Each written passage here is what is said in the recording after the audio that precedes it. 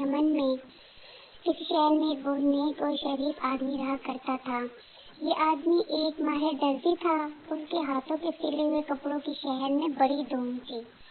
اس کا پورا نام تو کوئی نہیں جانتا تھا، مگر لوگ اسے عبدل کہا کرتے تھے۔ وہ اسی نام سے مشہور تھا۔ وہ بہت زیادہ تر امیر خواتین کے لیے قیمتی ملبوسات لیا کرتا تھا جو بہترین سلک اور بروکیٹ سے بنائے جاتے تھے۔ ان ملبوسات کے لیے وہ عام طور پر کپڑا بھی خود ہی خریدا کرتا تھا۔ ایک روز عبدل کپڑا خریدنے کے لیے مارکیٹ گیا۔ جس کپڑے کی تلاش میں وہ اس وقت مارکیٹ پہنچا تھا، اس کپڑے سے اسے ایک امیر تاجر کی بیٹی کے لیے شادی کا لباس تیار کرنا تھا۔ کافی دیر مارکیٹ میں گھومنے کے بعد اسے دلہن کے لباس کے لیے قیمتی بروکیٹ کا ایک کپڑا پسند آیا۔ اس نے وہ کپڑا خریدا،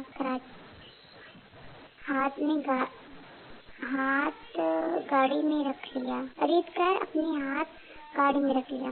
یہ ہاتھ گاڑی لکڑی سے بنی ایک ٹرالی نما چیز ہوا کرتی تھی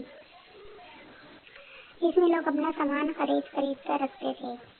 ہاتھ گاڑی میں کپڑا رکھنے کے بعد عبدل اپنی پسند کا کوئی اور دوسرا کپڑا تلاش کرنے لگا، مگر جب دوسرا کپڑا خرید کر اپنا ہاتھ گاڑی کی طرف موڑا تو اپنی جگہ سے غائب تھی۔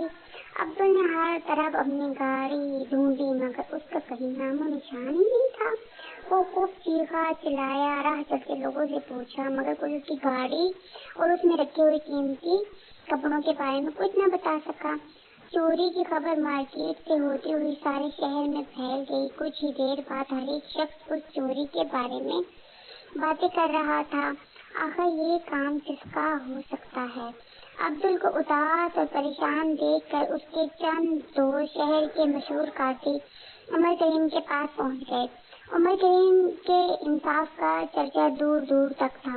وہ حیرت انگیز طور پر مشکل سے مشکل مقدمے کا حل ڈھونڈ نکالتا تھا، لہذا اس کی ذہانت کے سب قائل تھے۔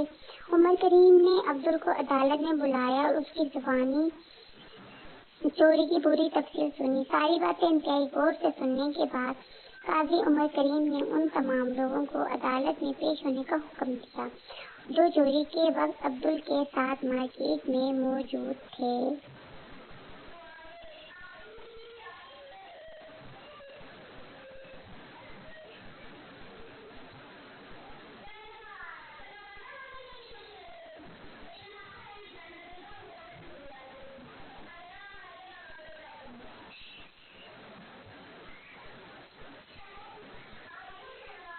مارکیٹ کے دکانداروں کے ساتھ عام خریدار بھی شامل تھے۔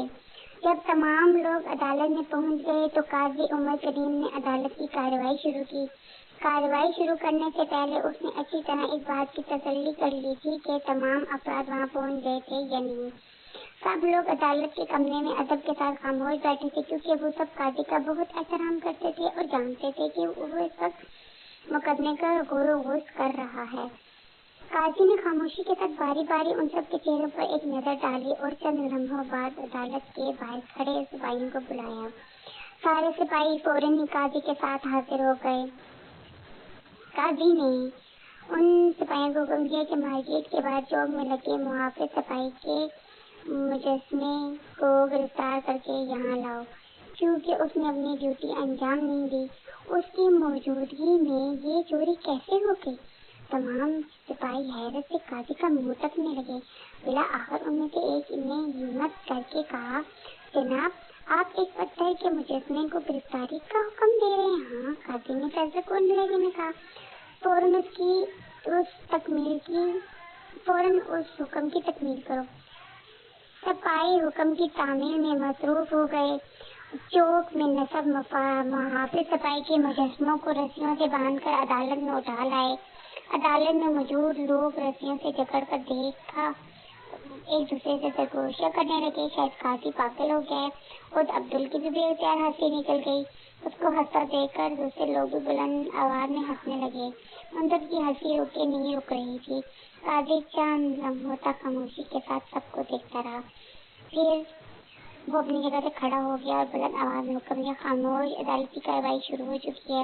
سب لوگوں نے اپنے قاضی सब लोगों ने अपने काजी के चेहरे पर छाई संजीदगी को देखा और एकदम खामोश हो गए, क्योंकि वक्त की नज़ाकत को महसूस करके वो खामोश रहने पर मजबूर थे।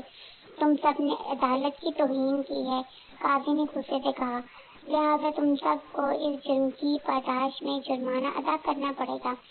अब तमाम लोग अपनी गर्दनें झुकाए खामोश बैठे थे कि काजी उनके लिए क्या तजवीज़ करता है। सजा तजवीज़ करता है, लेकिन कुछ देर सोचने के बाद काजी ने कहा, जुर्माना ये है कि तुम में से हर एक को इस वक्त अदालत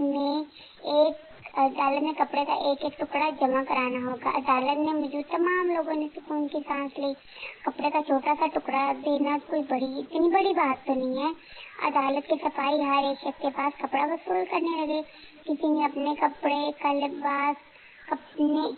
लिबास का कोना फाड़ कर दिया तो किसी ने अपने रुमाल जमाने में पेश कर दिया। अब्दुल दर्जी गौर से तमाम कार्रवाई का जायजा ले रहा था, लेकिन उसको समझ में नहीं आ रहा था ये सब क्या हो रहा है। तो अचानक से चिल्लाया, ये मेरा कपड़ा है।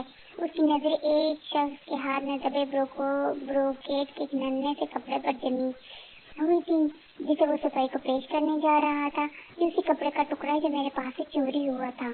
अब्दुल ने कहा, दुकानदार ने मुझे बताया था कि इस कपड़े डिजाइन का कपड़ा कहीं और नहीं मिलेगा, क्योंकि उसका एक दोस्त चीन से ये सूट का कपड़ा लाया था। इसका मतलब है हमने चोर को तलाश कर लिया। चोर खामोश खड़ा था। अब तो मैं चोरी की बता दी जाएगी। काफी दर्जी था, उसके हाथों के सफाई के शहर में बड़ी उसकी जगह वापस पहुंचा दिया गया। पूरा नाम तो कोई नहीं जानता था, मगर लोग उसे अपनी मदद करते थे। काजी के इन अल्फाज के साथ ही सिपाही वो बहुत ज्यादा उठा कर ले गए। उसे कई जगह पर आज खवातीन के लिए